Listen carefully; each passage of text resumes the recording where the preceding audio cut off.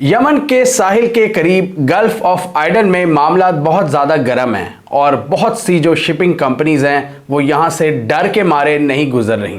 और इस हवाले से हूसीस का एक बहुत बड़ा फैसला सामने आया है, और खाली हूसीस का नहीं, रूस और चाइना का भी, जहाँ पूरी दुनिया जो वेस्टर्न कैंप है हूसीस के अगेंस्ट एक इत्तेहाद बना रहे हैं हूसीस के खिलाफ। वहीं चाइना और रूस ने हूसीस के साथ एक इत्तेहाद कर लिया है। जी हाँ, ये बड़ी ही इंटरेस्टिंग डेवलपमेंट हुई है जिसमें चाइना और रूस ने हूसीस के साथ एक मुआहदा कर लिया है, जिसमें चाइना और रूस की जो कंपनीज हैं, जो उनकी कार्गो और मिलिट्री शिप्स हैं, वो गल्फ ऑफ आइडन से सुकून से गुजर सकती हैं। ये इन्होंने क्यों अलाउ किया है और इसकी ये कितनी हद तक प्रैक्टिकल होगा, ये डिसीजन आज की इस वीडियो में हम जानने की कोशिश करेंगे कि इसको ये एग्जीक्यूट भी कर पाते हैं या नहीं।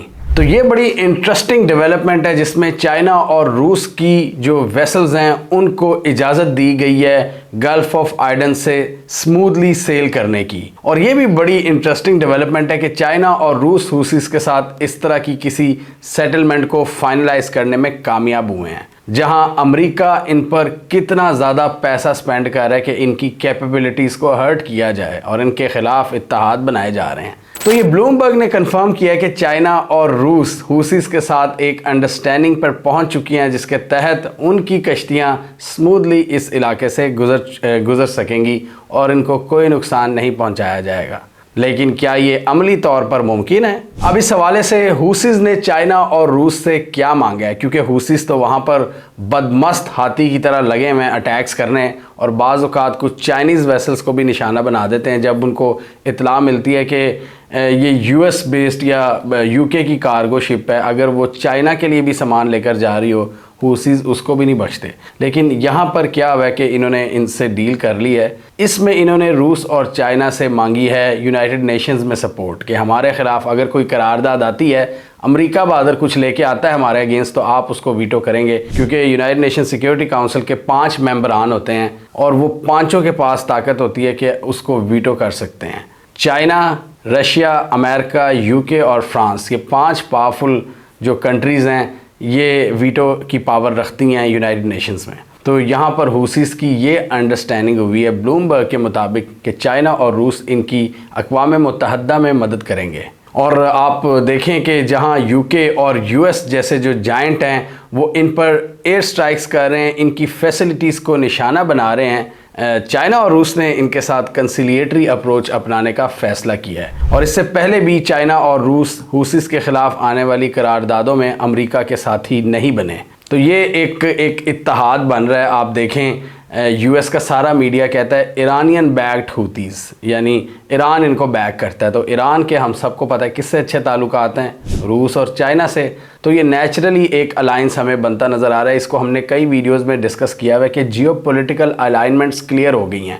मतलब पहले जो चाइना और इजराइल के ताल्लुकात थे, या रूस या इजराइल के थे, कुछ माशी ताल्लुकात थे, लेकिन यहाँ पर जियोपॉलिटिकली दोनों सेपरेट कैंप्स में खड़े हैं। अगर हूसीस की भी बात करें या सीरिया की बात करें तो इजराइल अमेरिका वाले कैंप में आपको नज़र आता है, और चाइना और रूस ईरान वाले कैंप में आपको नज़र आते हैं इस पूरे मिडल ईस्ट में। और जो न्यूट्रल एंटिटी इस दफ़ा उभर कर सामने आई है वो है अरब स्टेट्स, और स्पेशली सऊदी अरेबिया, जो इस वक्त किसी का साथ नहीं दे रहा। अमेरिका भी उन्हें कह रहा है कि आप हूसीस के अगेंस्ट हमें ज्वाइन करें, लेकिन सऊदी नहीं ज्वाइन कर रहा, क्योंकि सऊदीज़ के प्लान्स ये थे कि अमन कायम किया जाएगा ना सिर्फ ईरानियंस के साथ बल्कि हूसीस के साथ भी, बल्कि वो तो इजराइल से भी अमन के ख्वाब सोच रहे थे।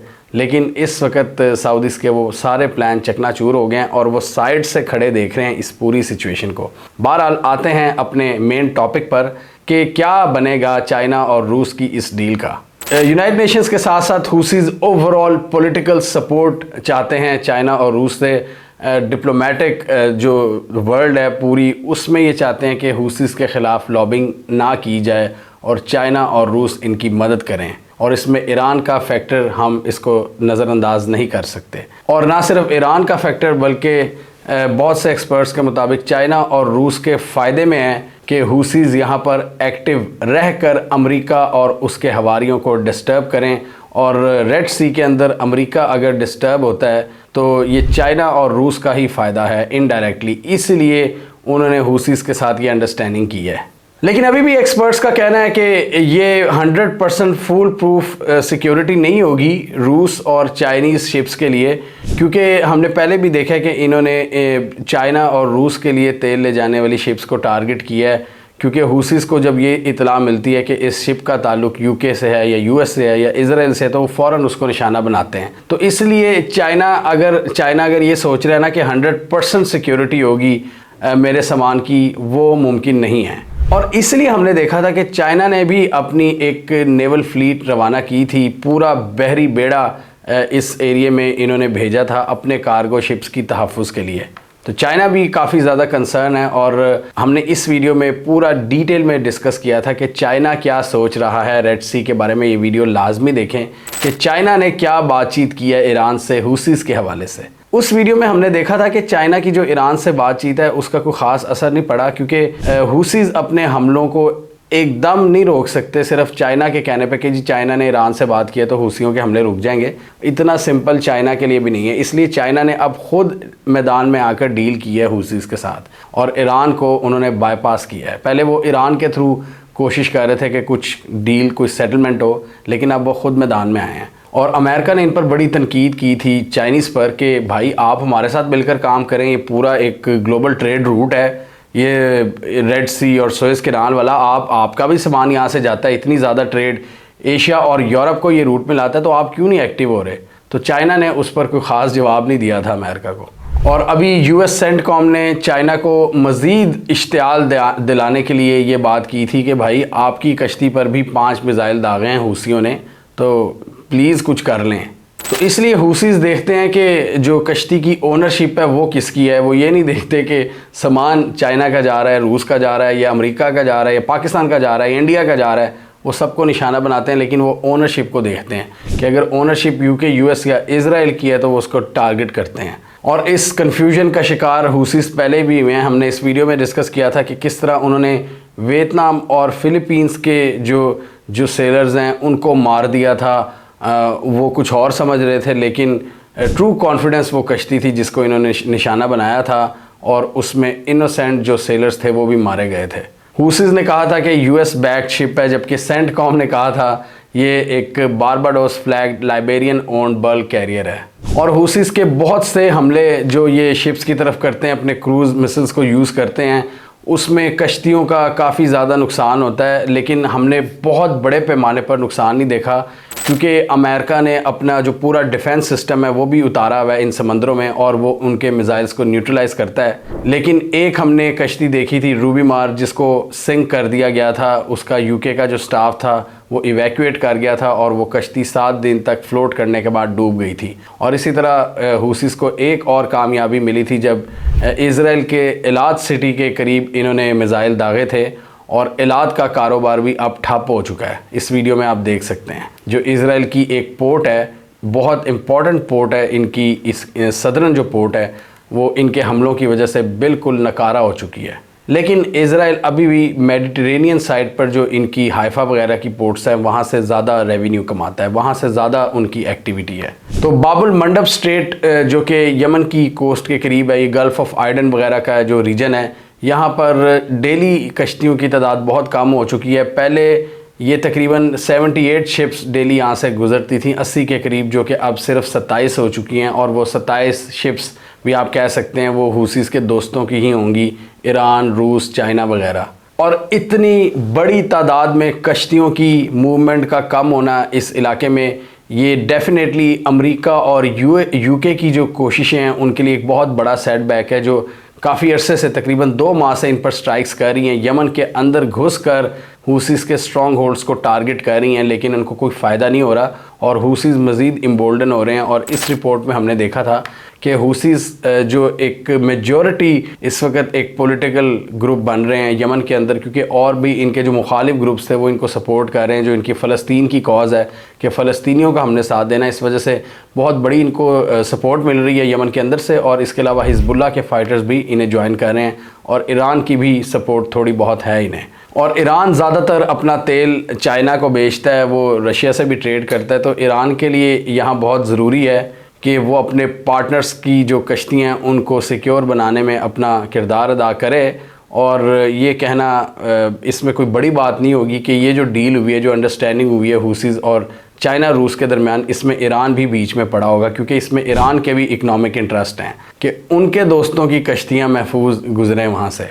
वेस्टर्न जो स्ट्रेटेजिक थिंकर्स हैं अमेरिका में जो बैठे हैं, उनके ख्याल में हमें अरबों को अपनी साइड पर करना होगा हुसीज़ के ख़िलाफ़, यानी सऊदी अरब और यूएई वगैरह को, तब ही जाके ये रूस भी इनके कैंप में आ सकता है। मतलब इस एंगल से कि वो कम से कम हुसीज़ के ख़िलाफ़ कार्रवाइयाँ करे, क्योंकि ये ओपेक प्लस कंट्रीज़ में भी ये सारे साथ हैं, सऊदी अरब और रूस वगैरह। तो रूस सिर्फ इसी सूरत में ये बात मानेगा हुसीज़ के अगेंस्ट होगा, हो सकता है अगर सऊदी अरब हुसीज़ के अगेंस्ट होगा। और सऊदी अरब ने यहाँ पर इक्वेशन चेंज की हुई है, जो अमेरिका का वो साथ नहीं दे रहे, क्योंकि उनके अपने मुल्क में जो सेंटिमेंट है वो बहुत ज़्यादा प्रो फ़लस्तीन और एंटी इज़राइल है। और इसको हमने इस वीडियो में देखा था कि किस तरह अरब्स ने पैगामात भिजवाए हैं अमेरिकन एम्बेसडर्स को कि आपके ख़िलाफ़ जो आपका इमेज है वो बहुत बुरा है हमारी यूथ की नज़र में।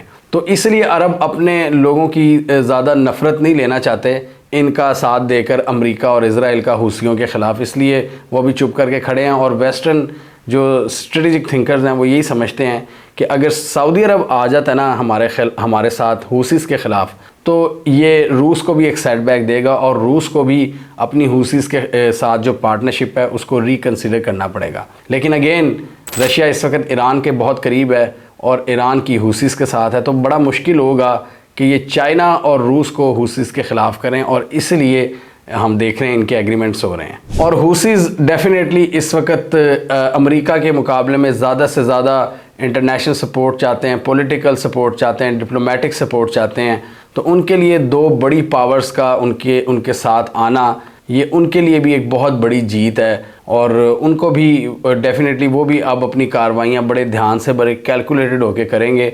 अमेरिका ने अपनी एक रिपोर्ट में लिखा था कि ये जितनी कश्तियों की डिटेल्स है ना, ये इनको ईरान प्रोवाइड करता है। तो अब ईरान को भी मज़ीद विजिलेंट होना पड़ेगा जब अगर ईरान इनको बैक कर रहा है कि कौन सी कश्ती किस मुल्क से उसका ताल्लुक़ है। अगर वो रूस और चाइना की कश्तियों को निशाना बनाते रहते हैं तो डेफ़िनेटली ये इनके लिए चीज़ों में मुश्किलात बढ़ेंगी, इनकी मज़ीद कॉम्प्लिकेटेड होगा सारा मामला। और रूस और चाइना डेफ़िनेटली इस अलाइनमेंट को ज़िंदा रखना चाहते हैं ये हुसीज़ के साथ, क्योंकि इससे अमेरिकन इंटरेस्ट अंडरमाइन होते हैं और अमेरिका को स्ट्रेटेजिकली बहुत ज़्यादा नुकसानात हो रहे हैं।